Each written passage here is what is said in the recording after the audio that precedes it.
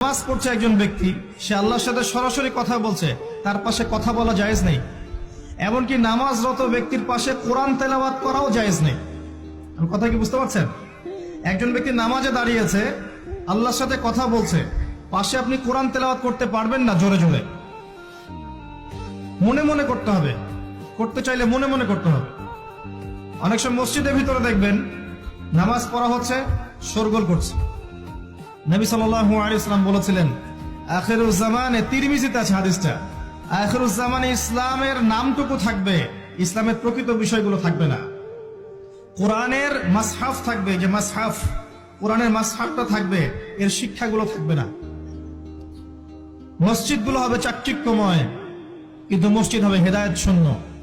আর চতুর্থ লাইনটা আরো ভয়ঙ্কর।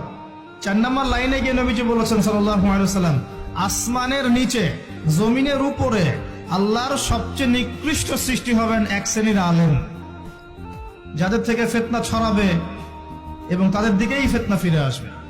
তিরমিজির মধ্যে হাদিসটা আছে, যে কোন আলেমকে জিজ্ঞাসা করেন এটা কোন শ্রেণীর আলেম, এটা বোঝার জন্য আপনার পিএইচডি করার দরকার নাই। যারা দিনকে দুনিয়ার বিনিময়ে বিক্রি করেছে তারাই সেই শ্রেণীর আলেম। যারা সত্য কথা বলতে ভয় পেয়েছে তারাই সেই শ্রেণীর আলেম।